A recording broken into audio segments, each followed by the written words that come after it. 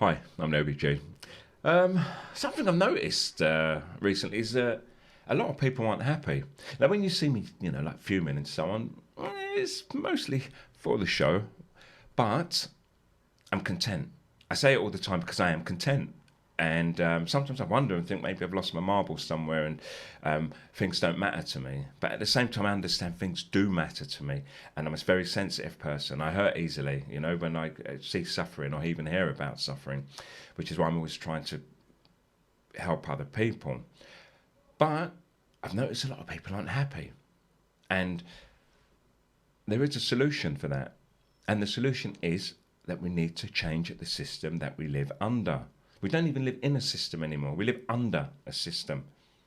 There's a system of authority, a system of assumed authority, whereby the people that were given trust by our great grandfathers, they've abused their positions of authority. Now, I've sometimes wondered if this would just happen naturally rather than it just being symptomatic of a corrupt system. So whether it does or not, it's happened. We've got corruption in government, corruption in the police, corruption in the judicial system, corruption in, everywhere else. Those are the main areas because those are the areas that control us at the end of the day. We've got a monarchy in the UK, that's corrupt. We've got a president, what's the term they use, presidency, in another country. In England, really, or many countries, they have oligarchy.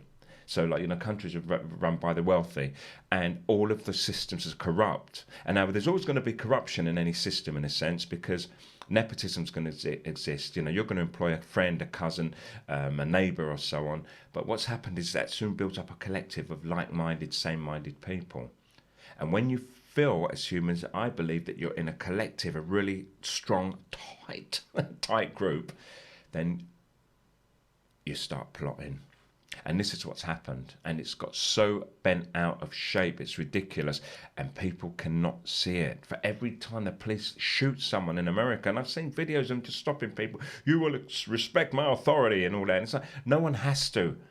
You took that job on in order to prevent crime and to stop, it's crime prevention and solving crimes, but not for people just to respect you. And now your whole job's about walking around with a gun and a badge and telling people to respect you because you're a policeman. And it's the same in England. And it hurts me to say there are some good police.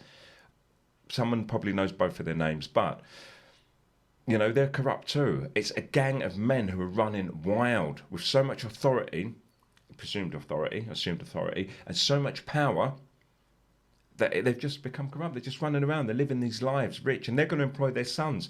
The best, if you want the best for your son as a policeman, you're especially a corrupt policeman, you would tell him to join the police force. It's that simple.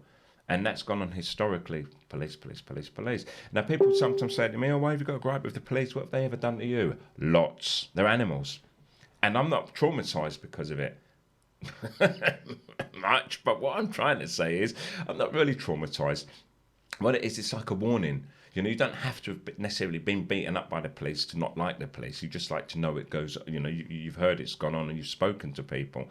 And I'm on both sides of that. So, I'll always speak negative against them. And not even one-on-one individual, just because the system's corrupt. And the same in government. So what I'm saying is, this has created a massive unhappiness in people. People not realising what's weighing them down, especially the new generation.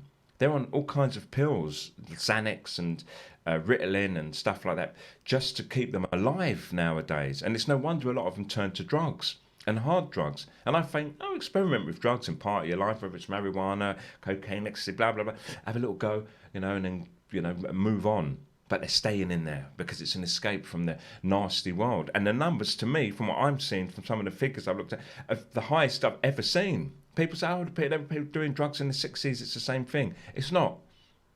The 60s, people took drugs, partied hard, and then they went back to work. And they had lost some people and had casualties, and they built empires and so on. And the 70s and the 80s had the big crack epidemic in the States especially, but it hit the UK. And we lost some people and so on, and things carried on. We went out and we built stuff. But the new generation now, don't forget, they're stuck in their computers. And it's not me and my hatred towards anybody. What I'm saying is it's observation, and this is why we need to change, to support those people, because we're going to die soon. I haven't got long left. and they're going to be the new adults. And I want them to know what it's like to be free rather than be controlled by these corrupt authorities, assumed authorities that are sitting above them, and they're very unhappy. I've talked to a lot of young people. They've got this like wild, free innocence, which is just natural because they're young. You could raise a teenager, a young person in a prison, and they'll be happy for the longest time, because they're young.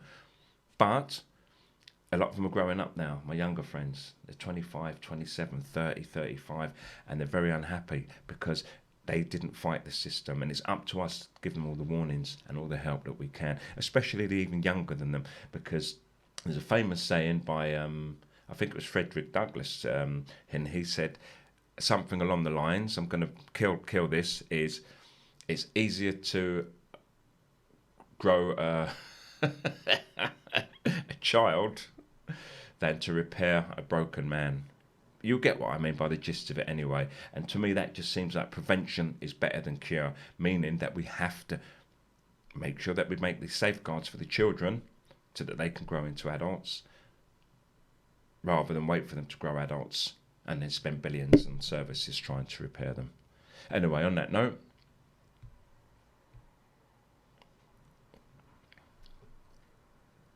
hello, Carl. So, Mark, equality here, even among friends, is askew because of the brainwashing and people don't see it. Voices are silenced by default because people are too stupid to understand they're stupid.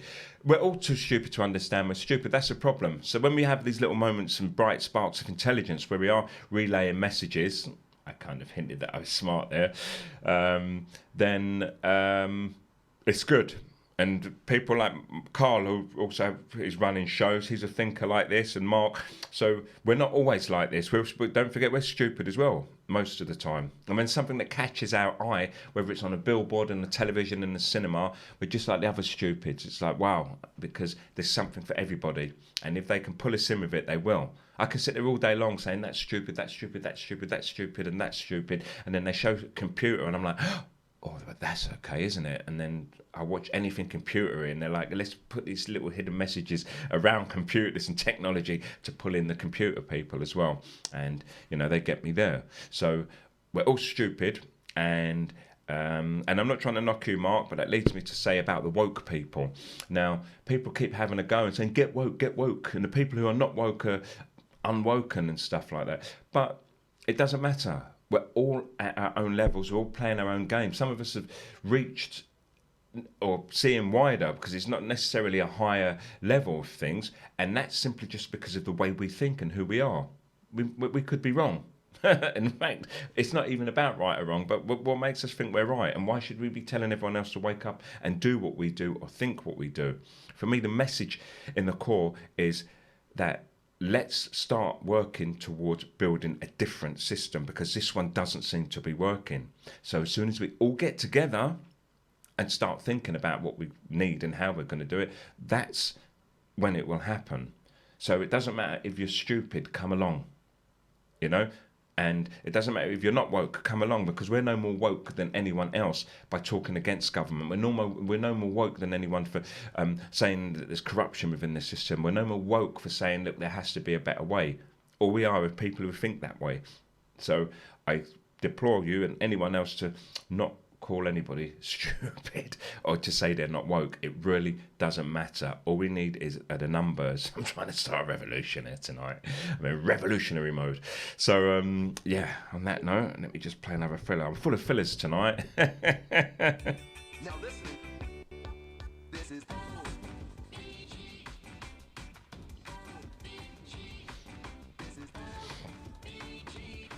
This is OBG.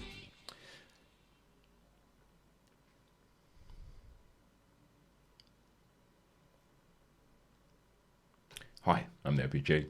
That's a fun filler, really. It kind of detracts from the seriousness. I'll have to do something about that. Maybe dampen the colours. So just play something in some weird scale that'll take it down a little. Hello, Claire. Now, see, Claire knows the score as well. I only met Claire once actually, and it was just instant connection. I'm going to embarrass me and you now, Claire. But I don't know if you remember. I kind of followed you about. We got talking outside, and then like next thing you know, you're DJing, and I'm sitting there in front of the, in front of the decks. But yeah, Claire and I have got a lot in common. We know each other from Facebook now, even though we only met the once. And I don't think I've ever disagreed with anything she said in like the 5-6 years we've known each other.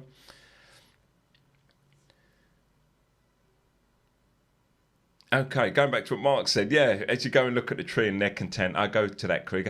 Mark, okay, I won't sit there all day. You've got a calmness that I don't have, and I think the fact that you're a fisherman may be testament to that. I cannot fish because it means I have to sit still for more than 5 minutes. So sitting in the tree doesn't happen. I'll climb up to the top, take a look around, go wow, and then I come back down again. But you tend to climb up and just sit on the bough, right? Okay, so I think I've covered a couple of topics tonight. If you want to catch up, go back and look on a replay. I talked about the yellow vests, not so much a history of them, just a little about, when it started off, but it was more about the fact that if we do come together and protest, rather than just waving banners and, begging for change, you have to go in and you have to go in hard. And they, in fact, led Macron to do a reverse his policy, and now they're still fighting for more change, for social security, pensions increase in minimum wage. And I don't know if I'll get all of them, but they're fighting the fight, and even 1 out of 4 wouldn't be bad. So we have to take heed of this, and I think there's only 2 ways really to not beat the system. You can't beat the system. It's too big and too entrenched. Sorry to step in your dreams. It's just the way it is. But if we learn law, which I, worked out to about 24 years of study now, and those of you who know me, and it's on my website, used to always have these successes because there is a system in place. And that is a legal and the lawful system. They're both different. I won't go into the detail. But even if you play legally, you can win as well. And I don't mean win or beat the system. You can win, loads of individual cases. And those are the most important things. Because it's like, rather than you trying to change the world, you try and change something in your local community. And that's where it starts off. And that's where it ends for you. That's your world. You wake up in the morning, you go down. Let me just hear my typical story. I wake up in the morning, come downstairs, walk past the swimming pool, past the maid's quarters, down the drive. That's a 3-minute drive in itself. For most people, and then you kind of get on a bus or train, go to work, sit there for 8 hours, escape at lunchtime for a bit of fresh air in a little area that you always go to because you've only got an hour, and you go back to work, sit down, get on the train or in your car, go back home, and our world's very, very small. So you have to make those changes in your immediate world, and it spreads and spreads and spreads and spreads. So learning law, that would help you. Imagine if you have a problem, your problems are very likely to be within your home, immediately outside your home, on the way to work, at work, or immediately in the surroundings near your workplace. And that's your world.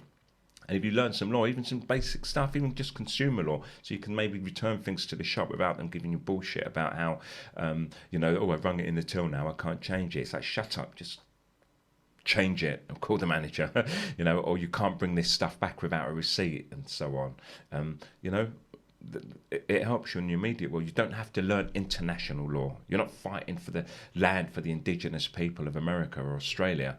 And I started off with consumer law with my sister when we was like 11 and 12, and we learned how to take things back to the shop. It used to become a matter of fact thing. You just go and buy something in the shop, but you actually want it, and go, "Oh, sorry, excuse me, I don't want this." Try and take it back, and you kind of testing your reality testing.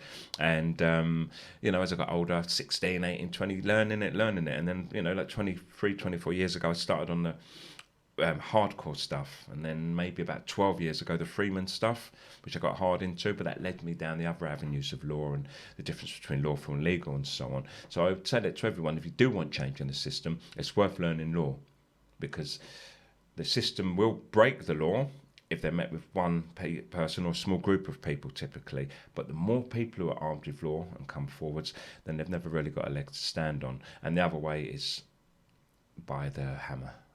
OBG. Mm.